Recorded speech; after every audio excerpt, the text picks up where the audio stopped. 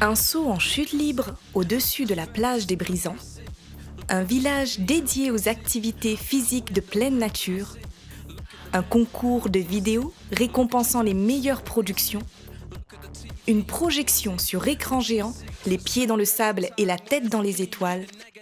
Bref, pendant toute une journée, tout ce qui glisse, qui roule, qui saute, qui vole et qui tombe sur La Réunion s'est donné rendez-vous au Zot Movie Festival. Le Zot est devenu un des événements incontournables du sport extrême à La Réunion. Les deux amis et organisateurs motivés, Arnaud Darbon et Nicolas Dantec, reviennent sur les débuts de ce festival, presque pas comme les autres. En fait, ouais, c'est parti de là, c'est qu'à un moment donné, on s'est mis en coloc ensemble dans une grande case au-dessus de Saint-Leu, où on avait un spot, mais alors, la case, si vous voulez, c'était une terrasse d'à peu près 250 mètres carrés, je crois, à peu près. Ouais, grosso modo, ouais. Qui est pointe, avec une vue imprenable sur le spot de Saint-Leu, donc une maison vachement prisée. Et en fait, Nico, c'est parti plus ou moins, en fait, à la base de Nico, on a commencé à organiser des teufs, on va dire de manière générale, sur des thèmes généraux, quoi. Ouais, c'est ça. Et puis on a commencé à se lancer sur le cabar. Ouais, le cabar, ouais. Le cabar. Et on a voulu. Alors l'idée c'était que, voilà, à l'époque on se disait putain on est toujours contre les oreilles. Nous on est vachement ouverts et on a du mal à faire des fêtes où on se mélange entre nous. C'était un peu, voilà, mélangez-nous tout ça, quoi. Et on a commencé à vouloir mettre en place un cabar avec les gens du quartier.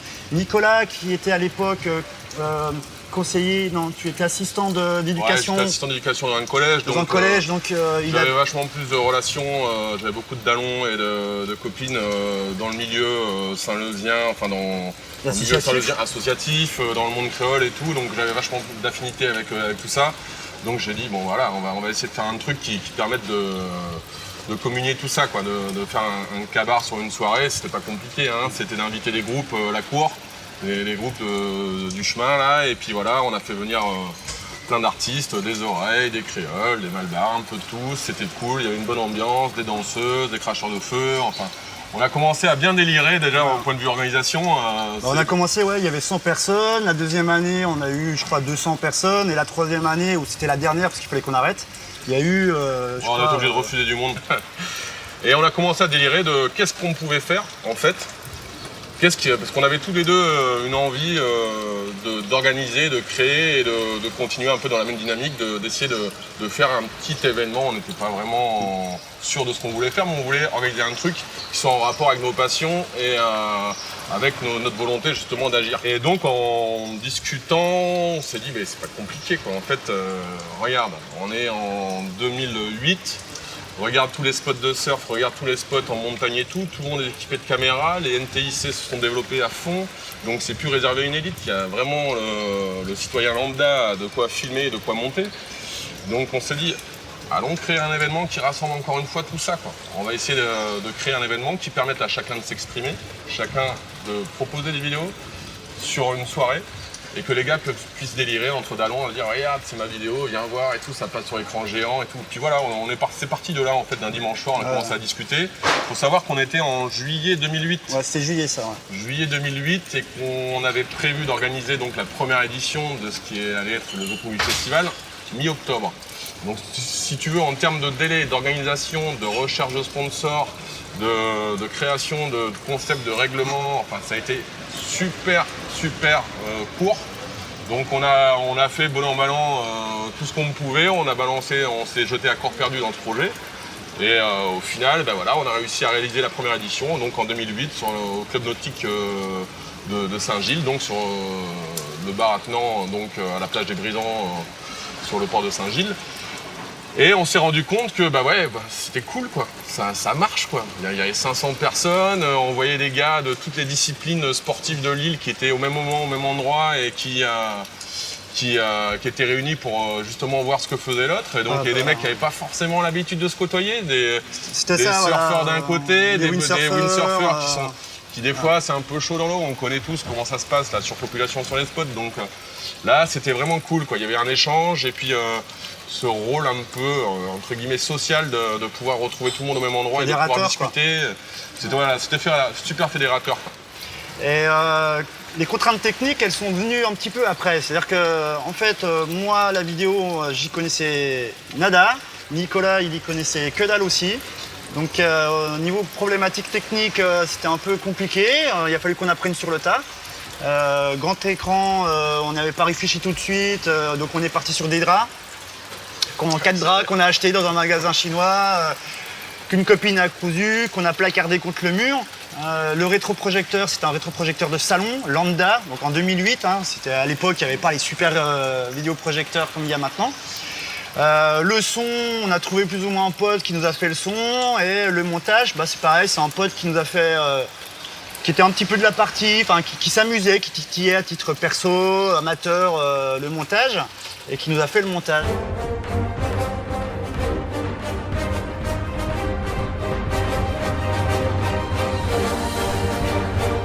C'est vrai qu'en 2008, du coup, ça a été dur, mais alors le résultat en retour, c'est vrai que ça a été phénoménal, parce que quand on a, à la fin de la projection, qu'on a allumé les lumières, c'était noir de monde partout. On s'attendait à avoir 300 à 400 personnes, mais il y en avait partout sur la plage, tout le monde criait, hurlait, enfin, on a halluciné, quoi. Même derrière le grillage, quoi. Même derrière le grillage, les gens s'étaient installés sur les plage. rochers, ouais, c'était... Et ça nous a permis d'avoir une reconnaissance du public et d'avoir un intéressement particulier de la part de partenaires privés. Parce qu'il faut savoir que nous, depuis 3 ans, on travaille qu'avec des partenaires privés. On ne demande aucune subvention de collectivité locale. On travaille en partenariat sur la logistique au niveau de la municipalité et de l'Office du tourisme. Mais on travaille avec aucune subvention. Voilà, on a décidé de travailler comme ça sur les 3 dernières émissions qu'on a faites. Et c'est vrai qu'il y a une tension au niveau le truc budget, aussi qu'il faut se rappeler, c'est que donc, si on se remémore le contexte, en 2008, là, en juillet 2008, on recherche des sponsors à partir de juillet 2008 pour le mois d'octobre, en sachant que toutes les boîtes, elles fonctionnent, elles votent leur budget l'année précédente au mois de novembre, quoi. Donc là, on a fonctionné sur des reliquats de communication qui pouvaient rester, des petites monnaies qui traînaient dans les boîtes qui voulaient investir. Il fallait déjà que les bouilles y croient en nous, quoi. Et, donc il a fallu qu'on mette notre costume de commercial, grosso merdo c'était ça. Il a fallu qu'on aille démarcher, qu'on aille frapper à toutes les portes et qu'on essaye de valoriser un peu ce qu'on voulait faire. Donc la plus grosse difficulté, c'était de trouver le budget minimum pour que le truc ait lieu, quoi.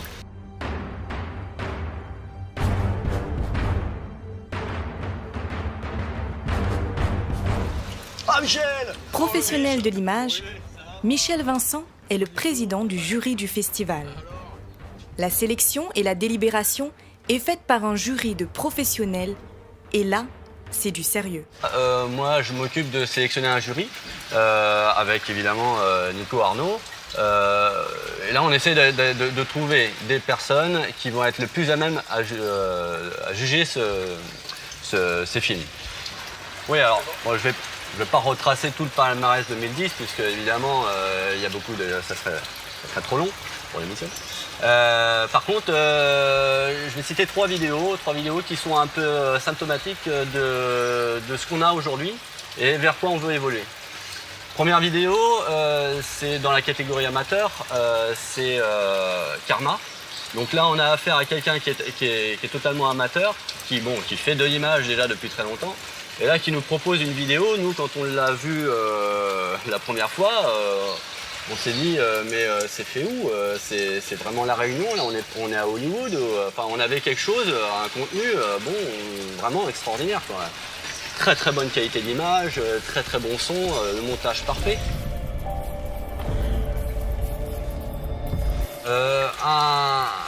Un autre film qui est toujours dans la catégorie amateur, qui lui justement nous a sorti un scénario qui n'était pas un sport extrême a priori, dans le sens où on l'entend d'habitude. Et là c'était de l'apnée, et là on a un apnéiste qui rentre dans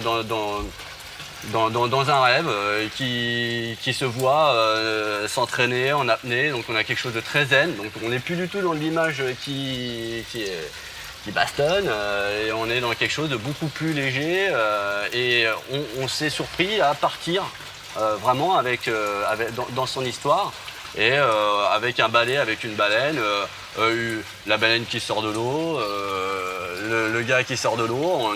On a 2 plans qui sont complètement montés séparément, et ça fonctionne. C'est-à-dire que le gars, en termes de réalisation, à taper là aussi juste. Et pourtant, ça reste un amateur, mais voilà, on a quelque chose qui fonctionne. Et puis le seul film présenté dans la catégorie professionnelle, parce que finalement on l'a ouvert aux professionnels, et puis on s'est posé même la question de savoir si c'était bien de l'ouvrir, puisque finalement on a eu un seul film proposé. Heureusement pour nous, on a un film qui est exceptionnel, il s'appelle Presse-Pause, qui était fait par anciennement un gars qui avait présenté déjà des années précédentes des films, qui était donc Yann Mourier, qui est quelqu'un qui faisait déjà un travail qui était d'excellente qualité. Et puis voilà, ce gars-là s'inscrit vraiment dans ce qu'on aime dans le festival, c'est-à-dire quelque chose qui amène des amateurs vers le milieu professionnel.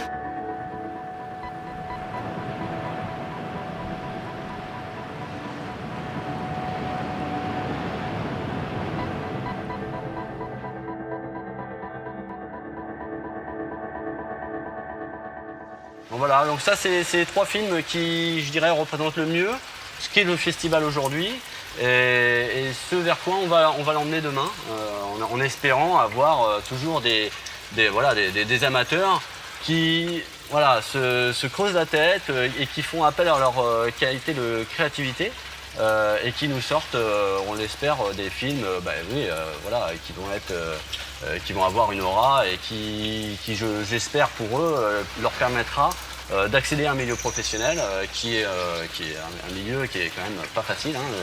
Travailler dans l'image, on le sait tous, c'est quand même vraiment pas évident. Et là, on a un festival proposé par Arnaud et Nicolas qui est ouvert, gratuit, qui offre un visuel exceptionnel, parce que on a des vidéos qui sont vues plusieurs dizaines de milliers de fois sur Internet. Donc c'est quand même pas rien. On a une soirée sur grand écran. Enfin, bref. Je pense que là, on a 2 gars qui sont vraiment remués et qui offrent ici aux Réunionnais un visuel qui est vraiment exceptionnel. Enfin, merci à eux pour justement pour tout ce que ça peut permettre aux futurs professionnels, à ceux qui viendront demain. Look in the mirror, what do you see? Look at your face, what do you see? Look at the TV, what do you see? Look at your window, what do you see? Look in the mirror, what do you see? Look at your face, what do you see? Look at the TV, what do you see? What do you see? Mesdames et messieurs, à vos caméras. La clôture des inscriptions pour la prochaine édition est en septembre.